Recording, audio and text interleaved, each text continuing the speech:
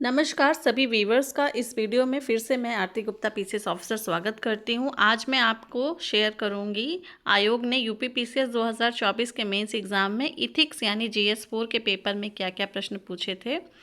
तो आइए देखते हैं। ये कुछ जनरल इंस्ट्रक्शंस हैं। पेपर 3 घंटे का होता है, 200 मार्क्स का होता है। पेपर 2 सेक्शन में बटा होता है, कुल 20 प्रश्न आते हैं। सेक्शन ए में 10, सेक्शन बी में 10। सेक्शन ए वाले जो हैं वो 125 शब्दों में लिखने होते हैं और उसके अंक होते हैं 8, जबकि जो सेक्शन बी है वो 12 नंबर का प्रश्न होता है और 200 शब्दों में उसको लिखना होता है। सभी प्रश्न आपको कंपलसरी होते हैं। आइए देखते हैं सेक्शन ए में क्या पूछा गया। तो ये जो है डिफिनीशन बेस्ड प्रश्न था कि सिविल सेवा के संदर्भ में निम्नलिखित भूमिका का परीक्षण कीजिए। नीतिपरक आचार संहिता और दूसरा कार्य संस्कृति, इसको एक्सप्लेन करना था आपको। Examine the role of following in the context of civil services. A moral code of conduct यानी एमसीसी और B work culture.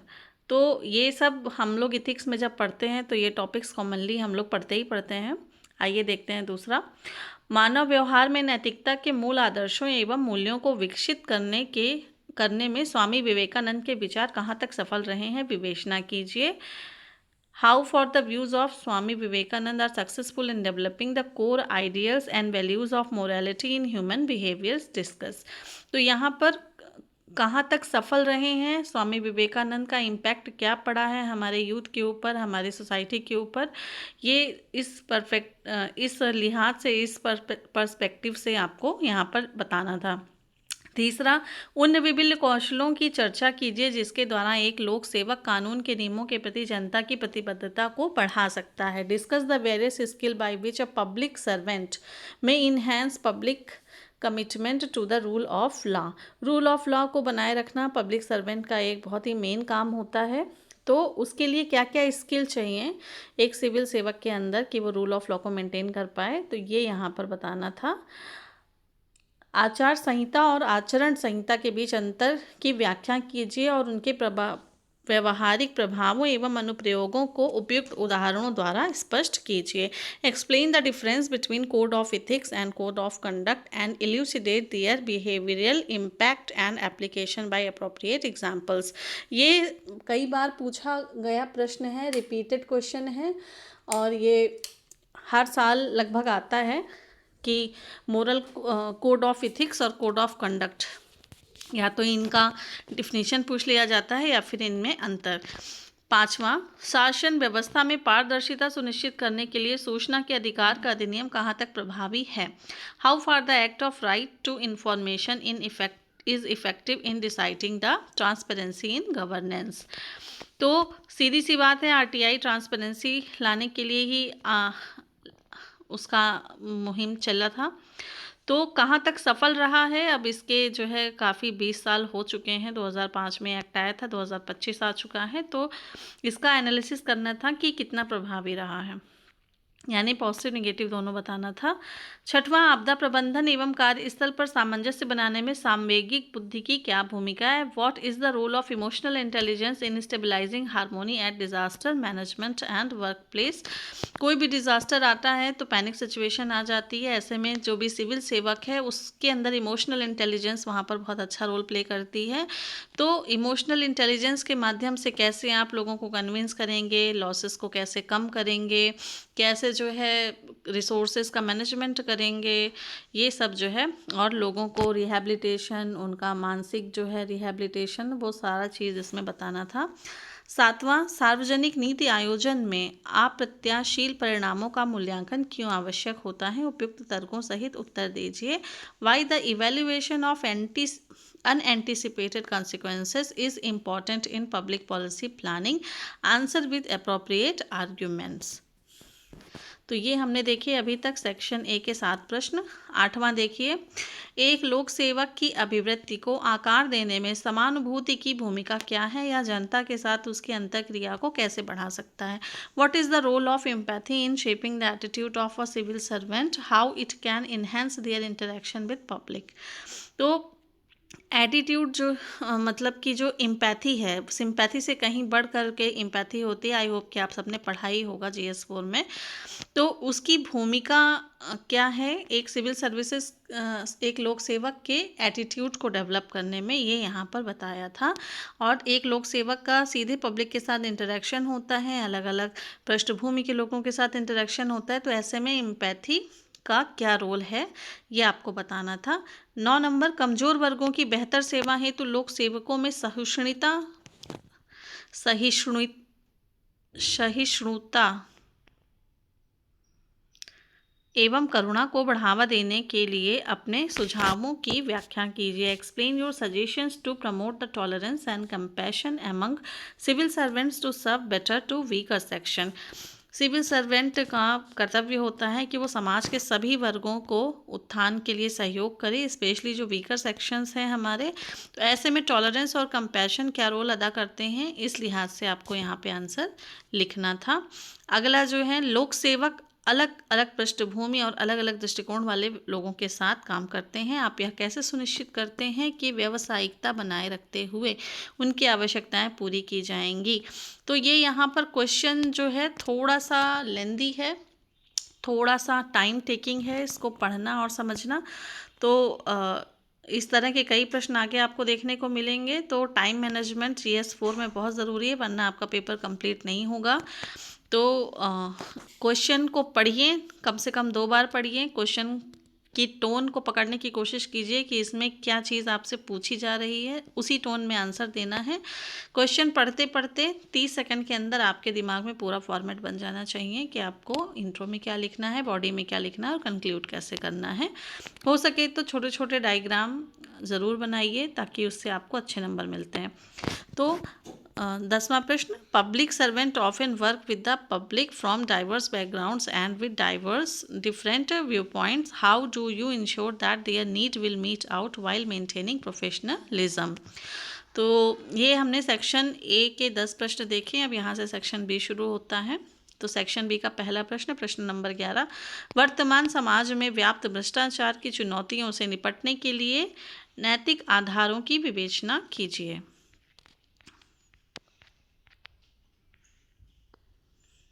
Discuss the moral basis to deal with challenges of corruption prevailing in the present society। तो वर्तमान समाज में जो corruption है उसको एक मौन स्वीकृति दे दी गई है। तो इस लिहाज से आपको चैलेंज पेश करते हुए उसको थोड़ा सा एक्सप्लेन करना था कि भ्रष्टाचार की चुनौतियों से निपटने के नैतिक आधार क्या हैं।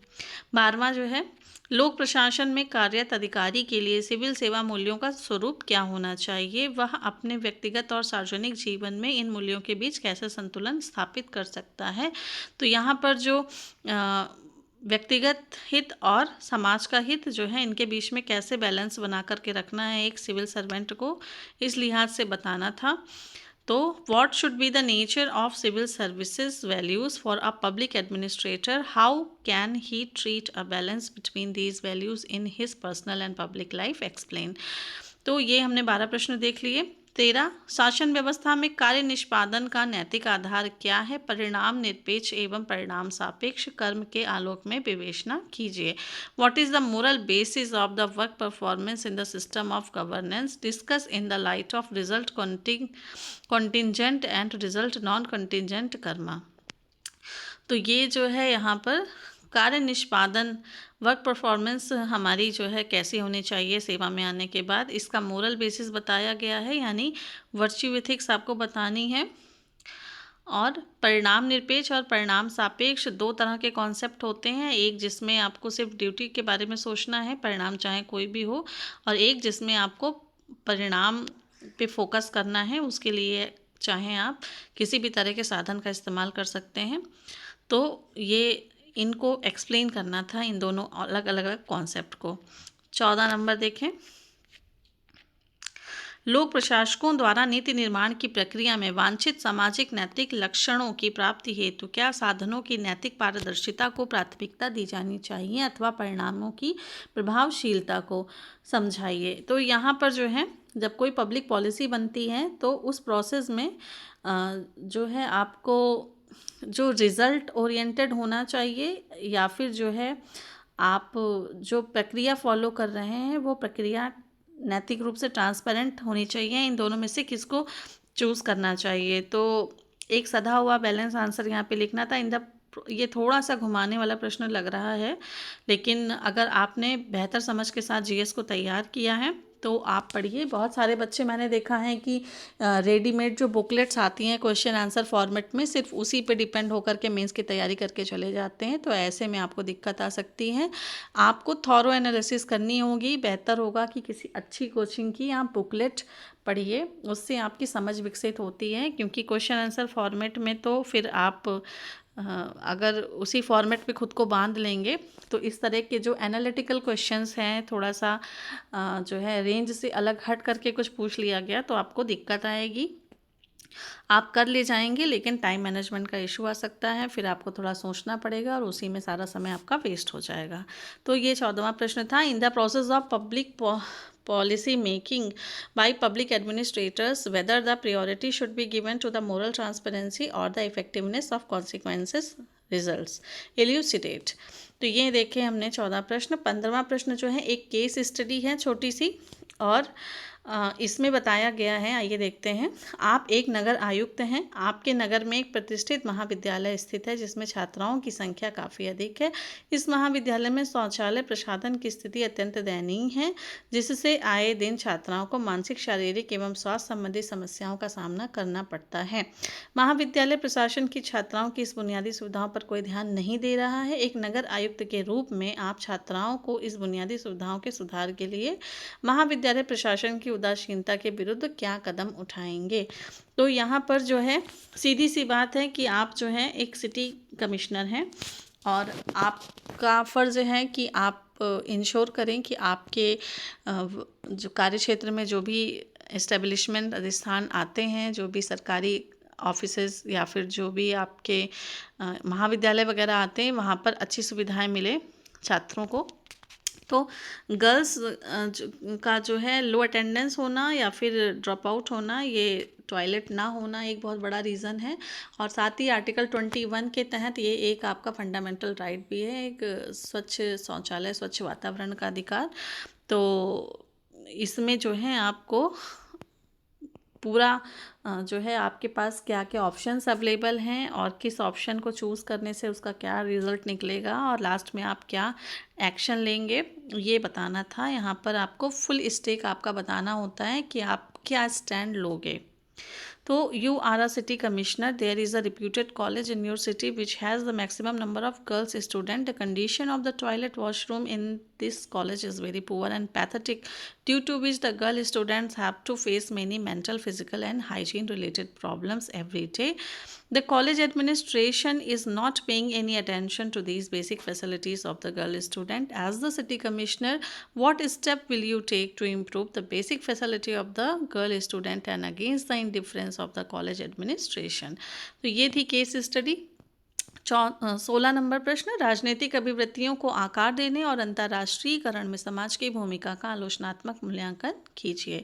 तो समाज एक बहुत बड़ा स्कूल है किसी भी बच्चे की पर्सनालिटी को डेवलपमेंट करने के लिए, और समाज के पॉजिटिव और निगेटिव दोनों तरह के रोल होते हैं।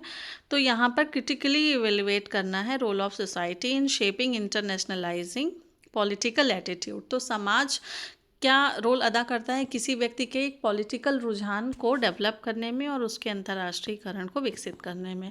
17 नंबर, एक प्रशासक के रूप में भ्रष्टाचार मुक्त भारत के संवर्धन में अभिवृत्ति परिवर्तन है, अंतरावेशी कार्यक्रम विकसित कीजिए। तो as an administrator develop an intervention programme for attitude change in the corruption free India. तो करप्शन के प्रति लोगों ने जो एक मौन सहमति दे रखी है या एक जो इनएक्टिवनेस आ गई है, तो एक एडमिनिस्ट्रेटर के रूप में आप इंडिया को करप्ट फ्री बनाने के लिए लोगों की अभिवृत्ति कैसे परिवर्तित करेंगे। जब हम एटीट्यूड पढ़ते हैं तो यहाँ पर आप परसुएशन और बहुत सारी टेक्निक्स पढ़ते हैं जिससे आप लोगों का एटीट्यूड चेंज करके अपने फेवर में एटीट्यूड को ला सकते हैं इमोशनल इंटेलिजेंस का यूज़ करके। तो इसी एक आपको एजेंडा सेट करके यहाँ पे कैसे कैसे आप स्टेप फॉलो करेंगे ताकि आप लोगों का परसेप्शन, लोगों का एटीट्यूड चेंज कर सकें करप्शन के प्रति और ज़ीरो टॉलरेंस को विकसित कर सकें करप्शन के प्रति।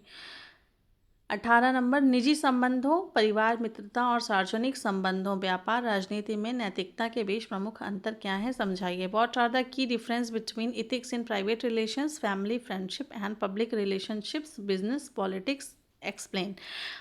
तो यहाँ पर ये बहुत ही सिंपल सा प्रश्न था। बस ये है कि प्रेजेंटेशन आपका अच्छा होना चाहिए। इसमें आप एक कोई छोटा सा डायग्राम भी बना सकते थे इंटर रिलेट करते हुए। 19 नंबर, एक व्यक्ति का वास्तविक व्यवहार व्यक्ति की विश्वास विषय के प्रति अभिव्यक्ति का विरुद्ध हो सकता है। क्या आप इस कथन से सहमत हैं? उपयुक्त तर्कों सहित उत्तर दीजिए। A person's real behaviour was to be contrary to the person's attitude toward a specific subject. Do you agree with this statement? Answer with suitable arguments. तो यहाँ पर जो है, एक व्यक्ति ज़रूरी नहीं है कि जो बिहेवियर शो कर रहा है सोसाइटी में वही उसका ओरिजिनल रियल बिहेवियर हो। ज़रूरी नहीं है कि कोई व्यक्ति महिलाओं के प्रति सम्मान का भाव रखता हो। भले ही कोई ऑफिस में अपने महिला बॉस को आदर सम्मान की दृष्टि से देखता हो, उनके ऑर्डर्स फॉलो करता हो, उनके साथ अच्छे से बिहेव करता हो, पर हो सकता है घर पे जो महिलाएं उनकी हैं, चाहे माँ हो, बहन हो, पत्नी, उनके साथ रिस्पेक्टफुल बिहेवियर ना हो। तो ये अलग अलग पर्सनैलिटी, अलग अलग ट्रेट्स लोगों का होता है सामाजिक स्थल पर और वर्क प्लेस पर। तो उस लिहाज से यहाँ पर आपको बताना था विद एग्जाम्पल। GS4 इथिक्स का paper is all about example. जितने ज़्यादा आप रियल लाइफ एग्जाम्पल देंगे उतने ही अच्छे से जो है आपको यहाँ पर नंबर मिलते हैं। इस बात का विशेष ध्यान रखना होता है। तो अब जो है आ गए हैं हम अंतिम प्रश्न पर, प्रश्न नंबर 20, आखिरी प्रश्न। ये भी एक केस स्टडी ही है। तो आइए देखते हैं क्या है। युवाओं द्वारा संचालित एक पर्यावरणीय आंदोलन सोशल मीडिया रैलियों और प्रभावकारी व्यक्तियों और वैज्ञानिकों के साथ सहयोग के माध्यम से लोकप्रियता प्राप्त करता है। समय के साथ इस आंदोलन ने सार्वजनिक समर्थन प्राप्त किया और सरकार की नीति में बदलाव का प्रस्ताव देने के लिए प्रेरित किया। एक सिविल सेवक के रूप में इस स्थिति से निपटने के लिए आपका रुख क्या होगा? तो यहाँ पर जो है एक पर्यावरण आंदोलन चल रहा है जिसको बहुत ही ख्याति मिल गई है। तो हम सभी जानते हैं कि आर्टिकल 19 के तहत पीसफुल प्रोटेस्ट एक फंडामेंटल राइट है। तो इस लिहाज से जो है एक सिविल सेवक होने के नाते आप इस स्थिति से कैसे निपटेंगे, तो ये था। यहाँ पर इंग्लिश में भी पढ़ देती हूँ मैं। N environmental movement led by youths gain popularity through social media rallies and collaboration with influence and scientists. With time, the movement gained public support and led the government to propose changes in the policy. What will be your stand to cope with the situation as a civil servant? तो यहाँ पर peaceful तरीके से, amicable तरीके से यहाँ पर आपको सिचुएशन को हैंडल करना था। और जो भी 3-4 ऑप्शंस आपको यहाँ पे बताने थे कि क्या आप कर सकते हो, उसके क्या प्लस होंगे, क्या माइनस होंगे, इस तरीके से केस स्टडी सॉल्व करनी थी आपको। तो ये हो गया GS4 एथिक्स का पेपर 2024 यूपी PCS मेंस आयोग ने जो अभी ऑफिशियल पेपर पूछा था वो। तो ये क्वेश्चन पेपर देखना इसलिए भी ज़रूरी है ताकि आपको अपनी तैयारी का आकलन कर सको आप, क्योंकि सिर्फ पढ़ते जाना ही जो है एग्ज़ाम में सफलता की गारंटी नहीं है। आप बीच बीच में अपने आप को एसेस करते रहें, आंसर राइटिंग की प्रैक्टिस करते रहें, अपनी कमियों पर काम करते रहें, तभी सफलता आपको मिलेगी। तो आई होप कि वीडियो आपको अच्छी लगी होगी। अगर आप चाहते हैं कि किसी टॉपिक पे मैं वीडियो बनाऊं, स्पेशली GS4 में बहुत सारे ऐसे एरियाज़ हैं जहां पर प्रॉब्लम होती है लोगों को, जैसे केस स्टडी वगैरह, तो आप कमेंट करके मुझे बताइएगा। तो मैं एक आध केस स्टडी भी आपको एक्सप्लेन कर दूँगी कि कैसे करना है। फिर जल्दी ही मिलते हैं किसी अगले वीडियो में। तब तक के लिए नमस्कार।